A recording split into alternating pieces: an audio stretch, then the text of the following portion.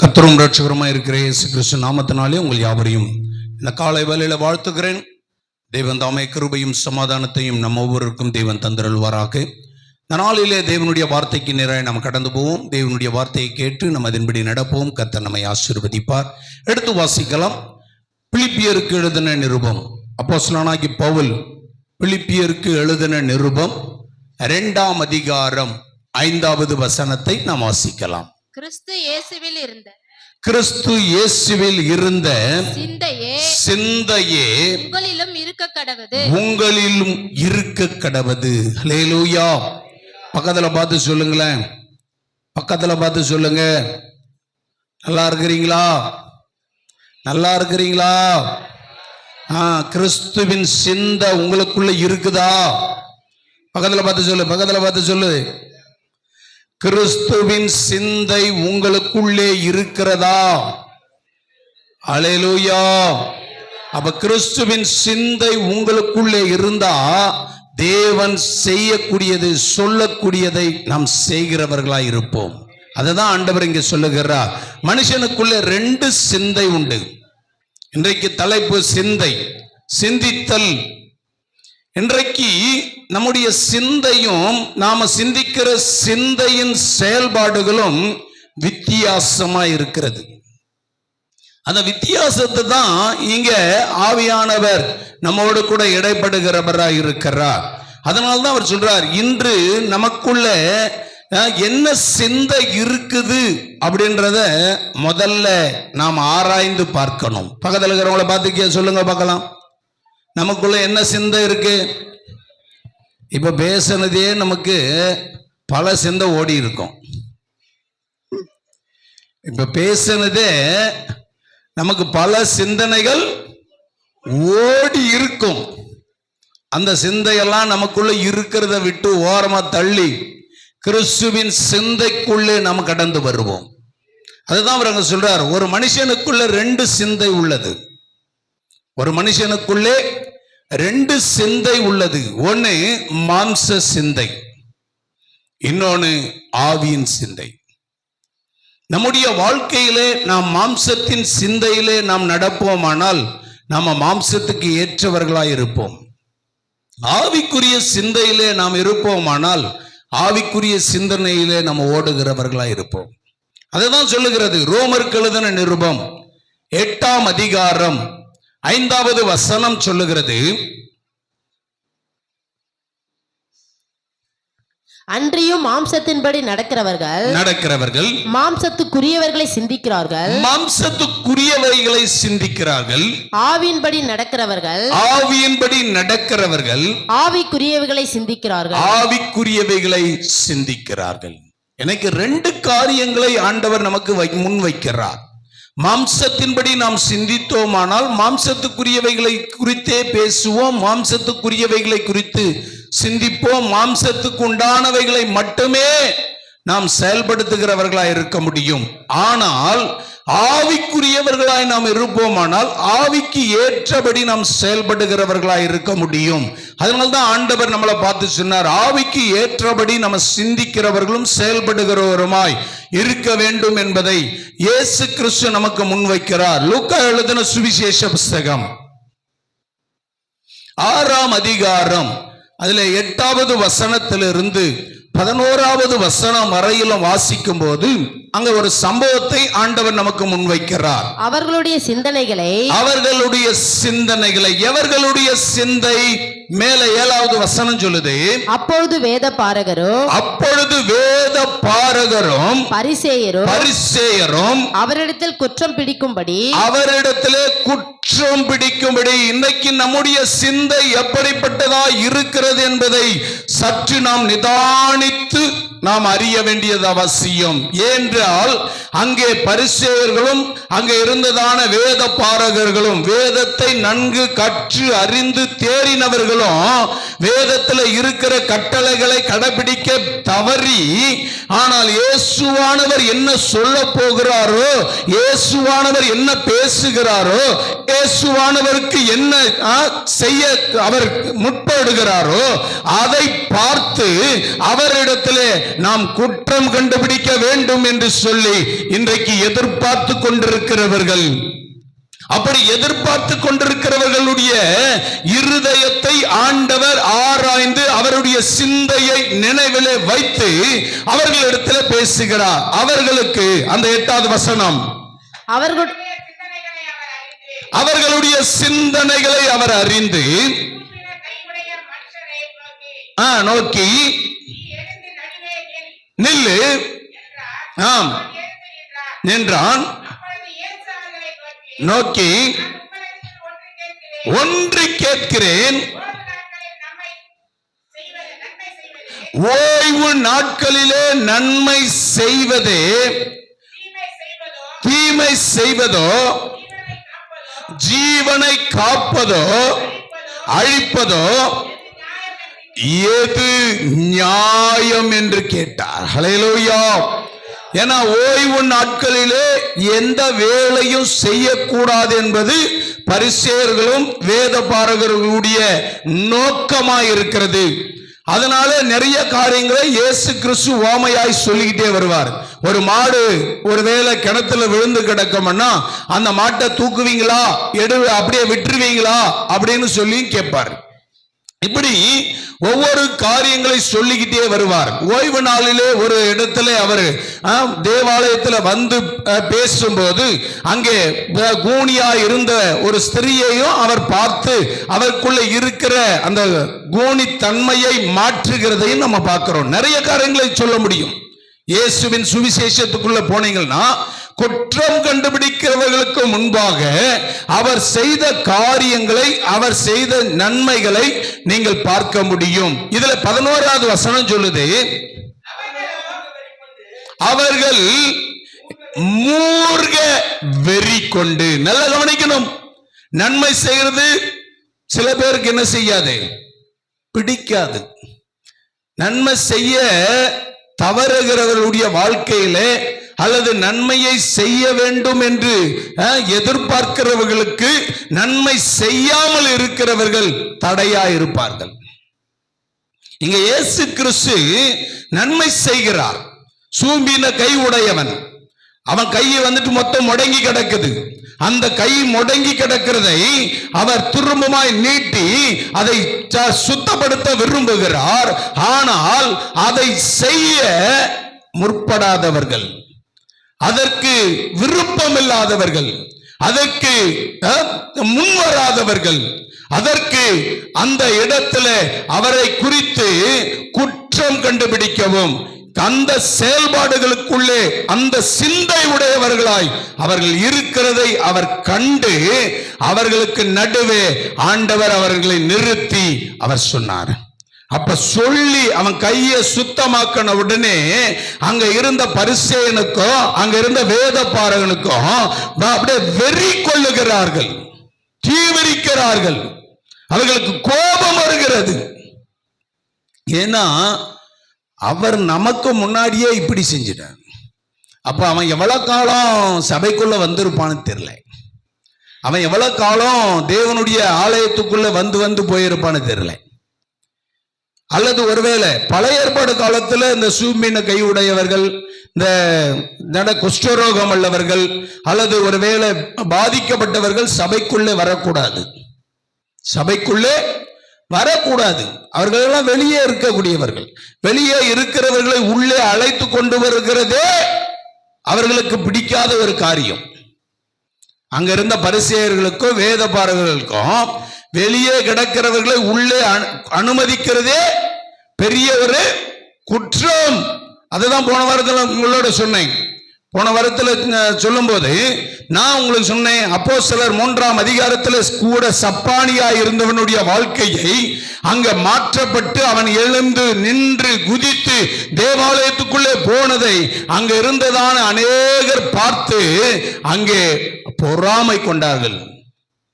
அதனாலே அவர்களை எப்படி கொலை செய்ய வேண்டும் என்று வகை தேடினார்கள்.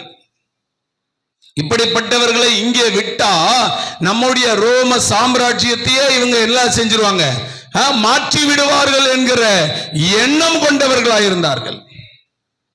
ஆனால் இயேசுவானவர் இங்கே செய்கிற செயல்பாடுகளை அறிந்திருந்த பரிசேயர்களும் அங்கிருந்த வேத பாரகர்களும் அவர்கள் அந்த இடத்துல சொன்ன அந்த வார்த்தையை கேட்ட உடனே ஆண்டவருக்குங்க செய்த நன்மையை அவர்களால் பொறுக்க முடியாமல் அவர்கள் மூர்க்க வெறி கொண்டார்கள். 11வது வசனம் அதுதான் சொல்லுது. அவர்கள் மூர்க்க வெறி கொண்டு இயேசுவை என்ன செய்யலாம் என்று ஒருவரோடு ஒருவர். இன்னைக்கு நம்ம ஆலோசனை எப்படி இருக்குது? இன்னைக்கு நம்ம ஆலோசனை எப்படி இருக்கிறது? நம்ம சிந்தை எப்படி இருக்கிறது?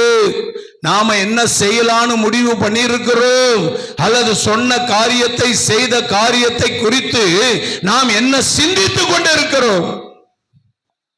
வேதம் நம்மளோடு கூட பேசுகிறது. தேவன் நம்மோடு கூட இடைப்பட்டு கொண்டிருக்கிறார். ஆவியானவர் நம்மோடு பேசுகிறவராயிருக்கிறார்.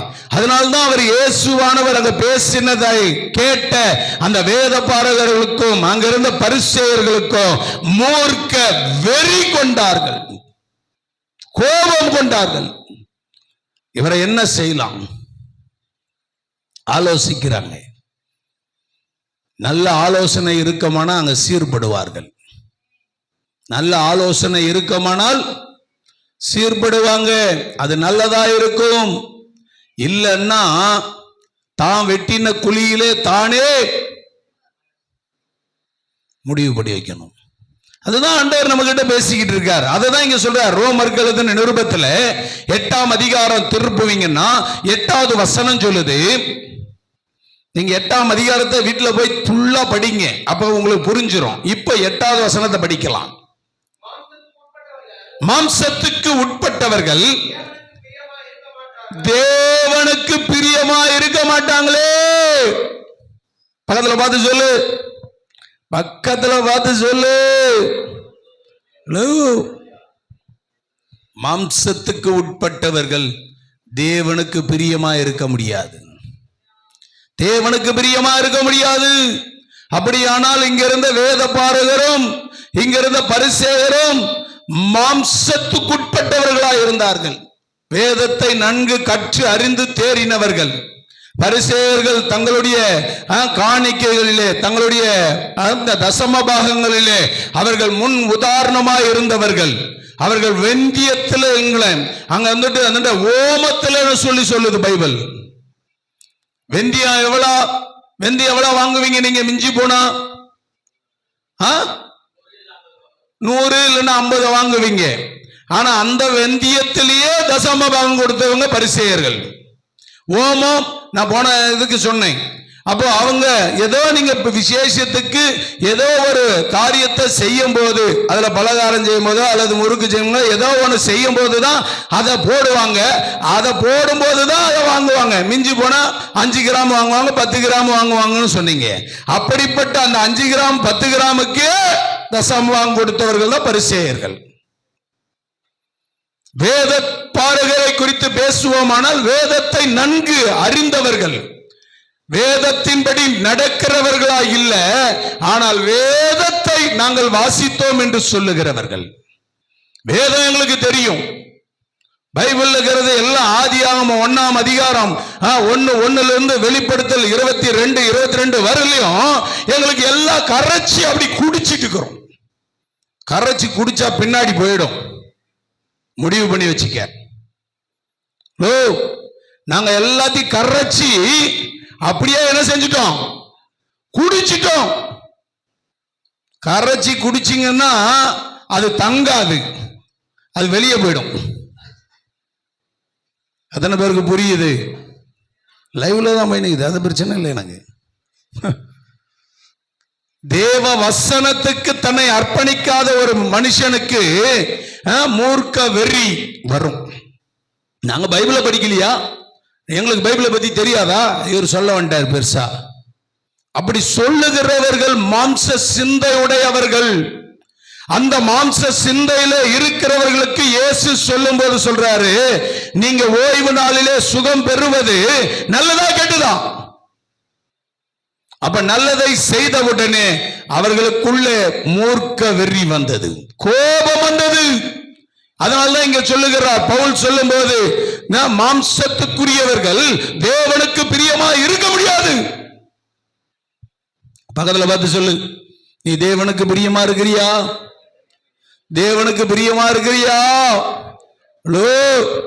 தேவனுக்கு பிரியமா இருந்தா இன்னைக்கே மாம்ச சிந்தைய மூட்டை கட்டிடு. யோசித்து பாரு, நீ வந்து உட்கார்றதுனால பிரியம் வந்துடாது, தேவன் உன் பேர்ல பிரியமா இருக்கணும். தாவீதை பார்த்து ஆண்டவர் சொன்னாரு, இவன் என் இருதயத்துக்கு ஏற்றவன் என்று சொன்னார். தானியேலை பார்த்து சொன்னார், இவன் எனக்கு பிரியமானவன். உன்னை பார்த்து ஆண்டவர் சொல்லணும், நான் வருவேன். ஏன்னா நான் வரலன்னா பாஸ்டர் அடுத்த நிமிஷம் வீட்டுக்கு வந்துருவாரு, வந்து ஏன் வரலன்னு கண்ணா மண்ணான்னு கத்துவாரு. அதுக்காக வேண்டியாவது நான் வந்துருவேன். பாஸ்டர் பார்த்து வராத, செத்துருவேன். பாஸ்டர் பார்த்து வந்தா பக்கத்துல பார்த்து சொல்லு, பாஸ்டர் பார்த்து வந்தா செத்துருவேன். அதேதான் நானும் சொல்றேன். நான் சொல்றதே நீ திருப்பி சொல்லு. ஹலோ, சாவு என்பது மாம்சத்துக்குரியது, மாம்சத்துக்குரியது. மாம்சத்துல நீ சிந்திப்பன்னா உன்னை அழிவுக்கு நேராய் கொண்டு போய் சேர்க்கும். ஆவிக்கு நேராய் நீங்கள் சிந்திப்பீர்களானால் ஆவி ஜீவனை உண்டாக்கும், ஜீவன் பரலோக ராஜ்யத்தை போய் சென்றடையும். ஆவிக்குரியவைகளை சிந்தியுங்கள், நீங்கள் பரலோக ராஜ்யத்துக்கு பங்குள்ளவர்கள். அதனால்தான் நீங்க இப்ப ரோமர் 8ஆம் அதிகாரத்தை வீட்டுல போய் அழகா தெளிவா போய் உக்காந்து படிங்க, 1 அப்படி படிச்சீங்கன்னா அங்க இருக்கிற சம்பவங்களை நீங்கள் அதிகமாய் புரிந்து கொள்ள முடியும். ஆனா நாங்க படிச்சிருக்கிறோம் வேத பாரகர்கள். என்னது நாங்க படிக்காததா? நாங்க ரோமரே 4 முறை படிச்சிருக்கிறோம். ஆனா நாங்க யாரு? வேத பாரகர்கள். ஏன்னா இதுக்கு முன்னாடி நம்ம டெஸ்ட் வச்சுக்கும் போது தெரியும் உங்களுக்கு, ரோமர் புஸ்தகத்தை டெஸ்ட் வைக்கும் போது ரோமர் புஸ்தகம் ஃபுல்லா படிங்கன்னு சொல்லி டெஸ்ட் வச்ச வேலையில நாங்க 1க்கு 4 முறை படிச்சிருக்கோம், 40 முறை படிச்சிருக்கிறோம்னு சொல்லுவோம். சொல்றது புரியுதா? ஆனா இந்த 8வது அதிகாரத்தை போய் நீ படின்னு சொன்னா அது ஏற்கனவே நாங்க படிச்சிருக்கிறோம், அதை கரைச்சி உள்ள குடிச்சிருக்கிறோம். தேவனுக்கு பிரியமா இருக்க முடியுமா? சற்று உன்னை நீ நிதானித்து பாரு. அதுதான் ஆண்டவர் அங்க சொல்லும் போது பவுல் சொல்லுவார், 1ஆம் அதிகாரம், அதே ரோமருக்கு எழுதின நிருபம் 1ஆம் அதிகாரம் 21வது வசனம், 1:21. அவர்கள் தேவனை அறிந்தோம், அவரை தேவன் என்று மகிமைப்படுத்தாமலும் ஸ்தோத்தரியாமலும் இருந்து தங்கள் சிந்தனைகளினாலே வீணா போனாங்க. ஹலோ, பக்கத்துல பார்த்து சொல்லு, வீணா போனவனே, வீணா போனவங்களே. பக்கத்துல பார்த்து சொல்லு, தேவனை அறிஞ்சிருக்கிறோம். இப்ப வேத பாரகர்களும் பரிசேயர்களும் தேவனை அறிஞ்சிருந்தாங்களா? ஹலோ, தேவனை அறிந்திருந்தார்களா? பிதாவை அறிந்திருந்தார்களா? இயேசு அறியல, பிதாவை அறிந்திருந்திருக்கிறார்கள், தேவனை அறிந்திருந்திருக்கிறார்கள்.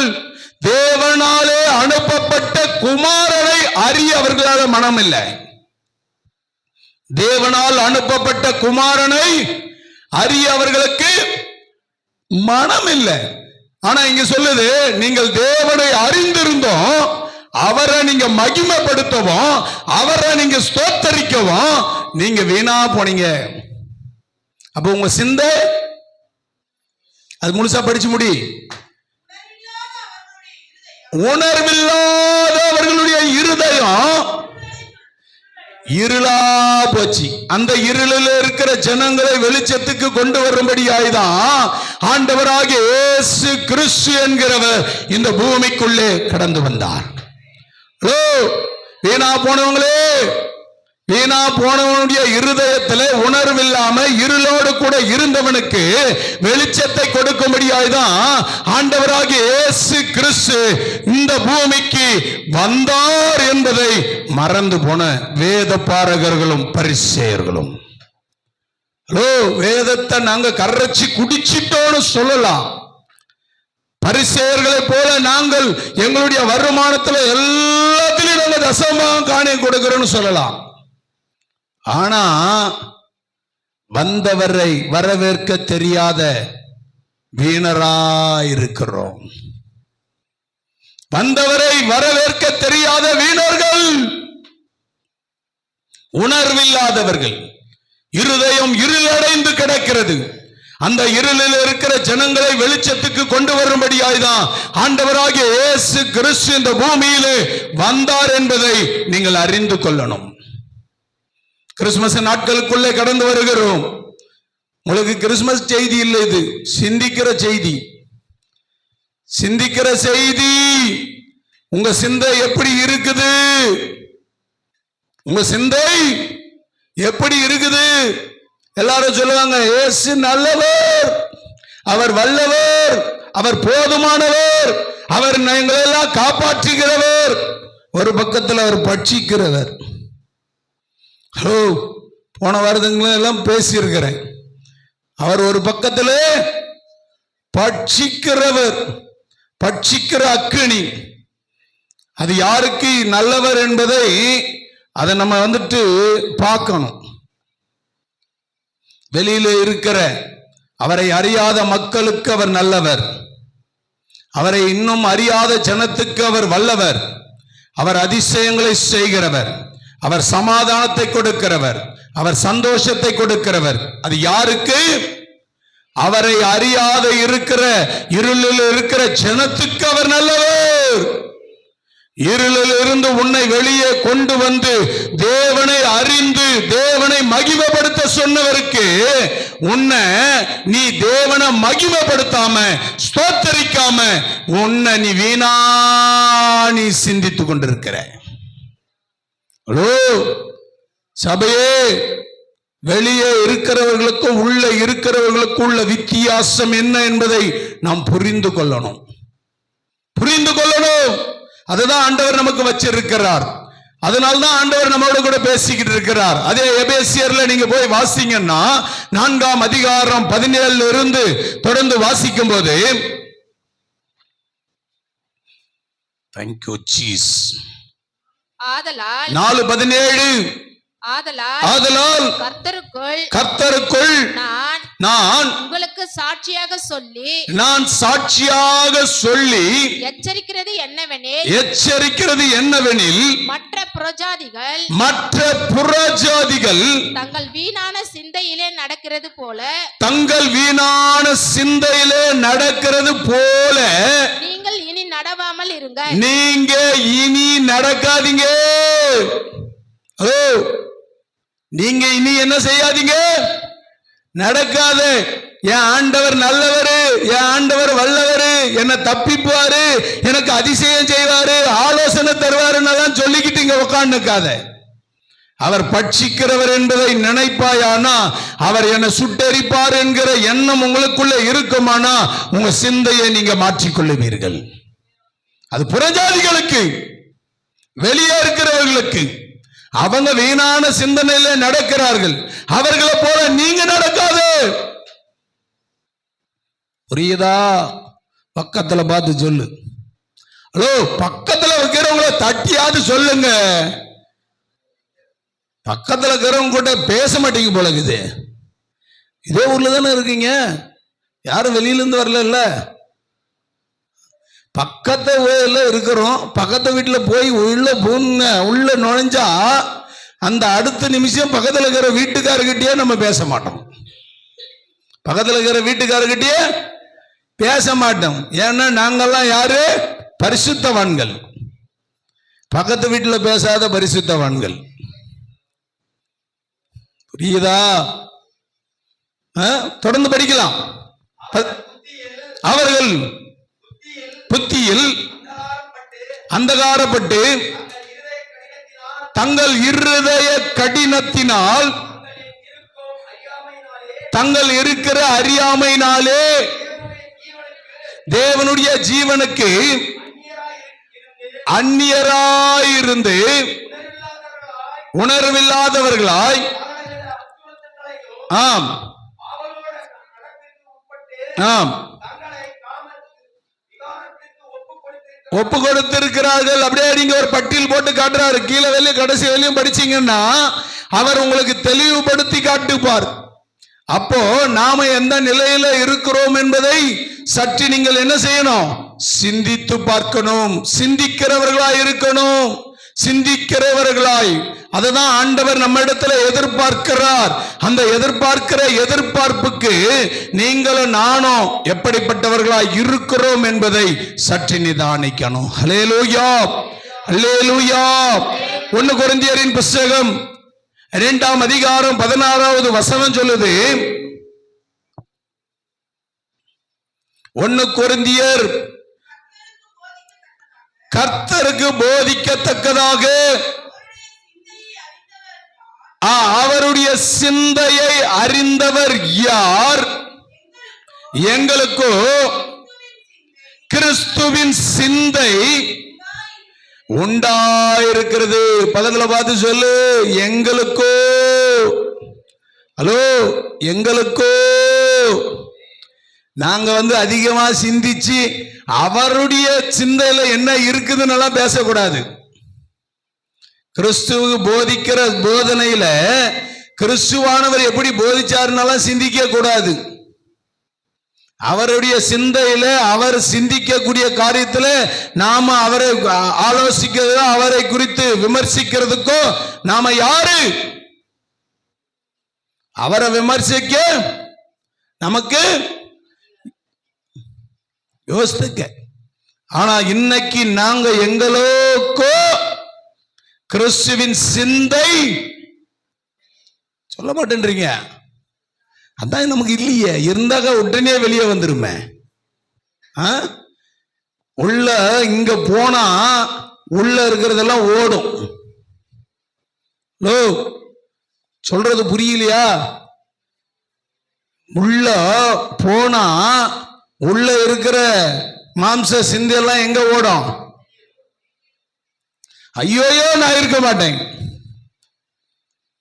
பிசாசு பிடிச்சிருக்கிறவங்கள போய் பாக்குங்க. வெளில சொன்னாங்க, ஐயோயோ அந்த மனுஷனை வரவானான்னு சொல்லு, அந்த மனுஷனு வரவானான்னு சொல்லு. நான் இப்பயே போயிடுறேன், அந்த மனுஷனை வரவானான்னு சொல்லு. நான் மனுஷனா போறதுக்கு இல்லை, கர்த்தர் நம்ம கூட இருக்கிறார். அவர் என்ன செய்வார்னெல்லாம் விமர்சிக்காத. அவர் சிந்தை எப்படி இருக்குன்னெல்லாம் யோசிக்காத. அதை யோசிக்கிறதுக்கோ அதை விமர்சிக்கிறதுக்கோ அது நம்ம யாரு? நமக்குள்ள என்ன கொடுத்திருக்கிறார்ன்றதை மட்டும் பாரு. அவர் யாருன்னு பார்க்கிறதுக்கு நமக்கு வேலை இல்லை. நமக்குள்ள என்ன கொடுத்திருக்கிறார்னு பாரு. அதை மட்டும் நீ செயல்பட்டீன்னா அவர் சரியா ஒண்ணு நடத்துவார். அததான் இங்க சொல்றாரு, எங்களுக்கோ கிறிஸ்துவின் சிந்தை. சொல்ல மாட்டேன்றீங்களா? பைபிள் எல்லாம் பாருங்க, இருக்குதா? பக்கத்துலயாவது பார்த்து சொல்லுங்க. வாயை திறக்க மாட்டேன்றீங்களா? எங்களுக்கோ, எனக்கு இல்ல. பக்கத்துல பார்த்து சொல்லு, எங்களுக்கோ கிறிஸ்துவின் சிந்தை உண்டாயிருக்கிறது. அப்படி இருந்துச்சுன்னா என்ன நடக்கும்? பிலிப்பியர், நான் சொல்லி முடிக்கிறேன். நேரம்லாம் உங்களுக்கு, எங்களுக்கு நேரத்தை நீங்க கொடுத்துருக்கிறீங்க, அதனால நாங்க நேரத்தோட முடிச்சிடறோம். 3:5.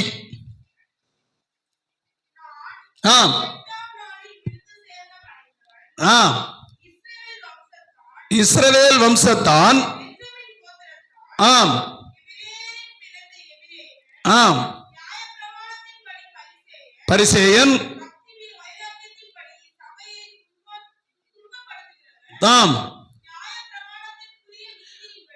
அவருடைய பட்டியலை போட்டு காட்டுறாரு. யாரு? பவுல். பவுல் கிறிஸ்துவின் சிந்தை எங்களுக்குள்ளே வந்த பிறகு நான் யாரு, நான் எப்படிப்பட்ட ஆளு, எனக்குள்ள என்னென்ன இருக்குது அப்படின்றத அந்த பவுல் எடுத்துரைக்கிறான். உனக்கு வந்தா அந்த உணர்வு உனக்குள்ள வந்துடும். நாம சொல்லுவோம், நான் யார் தெரியுமா, என் பேங்க் பேலன்ஸ் என்னன்னு தெரியுமா, உனக்கு நான் எப்பேற்பட்ட ஆள் தெரியுமா, என்ன பதவியில் இருக்கிறேன்னு தெரியுமா, என் பேக்ரவுண்ட் என்னன்னு தெரியுமா, எனக்கு எவ்வளவு கூட்டம் இருக்குன்னு தெரியுமா. உங்கள்கிட்ட இருக்குது அவளா? எங்கிட்ட ஒண்ணும் இல்லைங்க.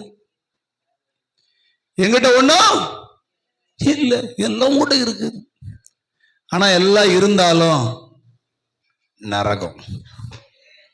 ஆனா எங்கிட்ட ஒண்ணும் இல்லை, பரலோகம் போய் சேர்ந்துடும்.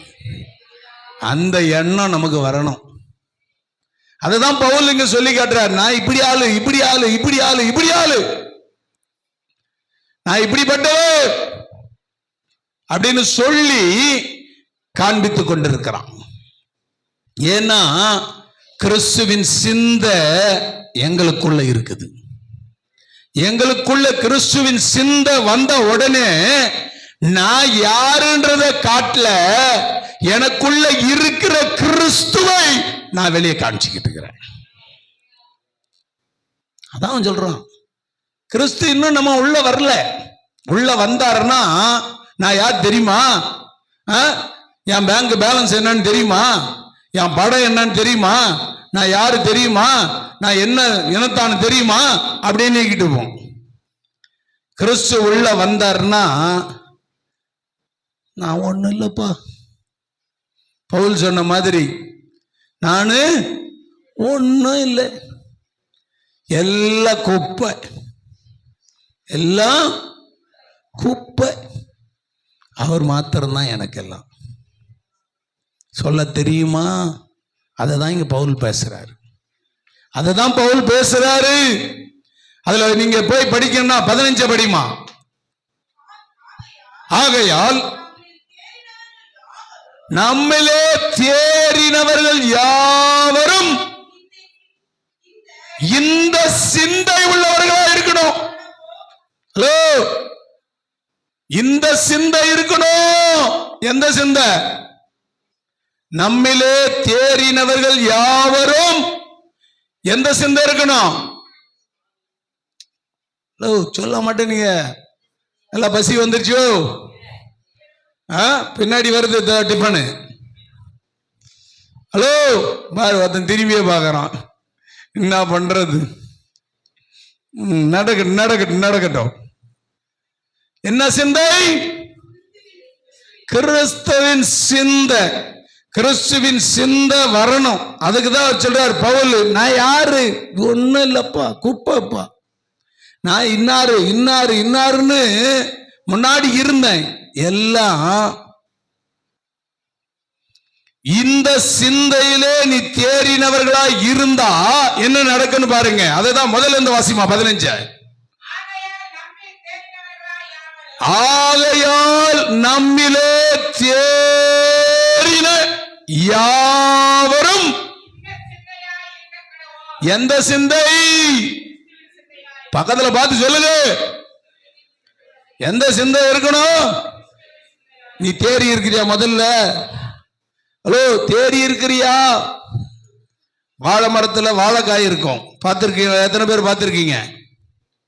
ஹலோ, வாழை மரத்துல வாழைக்காயை எத்தனை பேர் பார்த்திருக்கிறீங்கன்னு கேட்டேன். எல்லாரும் பார்த்திருக்கீங்க. அதை பிஞ்சிலே வெட்டி கொண்டு வந்துருவீங்களா? அப்ப அது என்ன செய்வீங்க? ஒவ்வொரு நாளா போய் அதை பார்த்து பார்த்து அது தேறிடுச்சா, அது முத்திருச்சா, அது முத்திருச்சா, அது முத்திருச்சா, எப்ப சாப்பிடணும்னு எண்ணம் அது மேலதான் இருக்கும். அம்மாவே இல்லையா? புதுசா ஒரு கொய்யா செடியை வச்சா 2 பிஞ்சு விட்டு இருந்தா அந்த பிஞ்சை டெய்லியும் போய் பார்ப்போம். ஏன்னா அந்த பிஞ்சு முத்தி இருக்கா, முத்தி இருக்கா, முத்தி இருக்கா, முத்தி இருக்கா. ஏன்னா இருக்குது ஒரு செடி, 4 செடி இருந்தாக்கா 4 காய் கிடைக்கும். ஆனா இருக்கிறது எத்தனை செடி? ஒரே ஒரு செடி. அந்த ஒரே ஒரு செடிக்குள்ள ரெண்டே ரெண்டு காய். அந்த ரெண்டு காய் வேற யாரும் என்ன செஞ்சிடக்கூடாது, பறிச்சுன்னு போயிடக்கூடாது. அதுக்கு நம்ம கண்ணு விழி மேல விழி வச்சு பார்த்துக்கிட்டே இருக்கும். தேருதா தேருதா தேருதா தேருதா. ஏன் ஹலோ, ஏன்? நான் வச்ச செடி, நான் வச்ச செடி, நான் வச்ச செடியில விளையிற காய நான் தான் சாப்பிடணும். எங்க பிரித்தா மாதிரி. என்னம்மா பக்கத்துல பார்த்து சொல்லு. கோபமாகுது, என்னன்னு தெரியல. அது என்ன சண்டை போட்டு வந்தீங்களோ வீட்டில்? வரலன்னுச்சோ, வராத பிள்ளைய போட்டு கை பிடிச்சி இழுத்துட்டு வந்திருக்கீங்க பொழுது. ஓ, செடியை வைக்காதனால சண்டை போட்டீங்களா? அப்ப சரிதான், நாங்க ஒண்ணும் பண்ண முடியாது. நாங்க சொல்றது உங்களுக்கு புரியுதா? தேறுகிறதை பார்க்கும் போது அது எப்போ நம்முடைய வாய்க்குள்ளே நாம் அதை எப்போ அடைவோம் என்கிற எண்ணம் கொண்டிருக்கிறதை போல நீங்கள் கிறிஸ்துவின் சிந்தை உடையவர்களாய் இருப்பீர்களானால் கிறிஸ்துவின் சிந்தையை செய்வதற்கு நீங்கள் ஆயத்தப்படுகிறவர்களாய் இருப்பீர்கள்.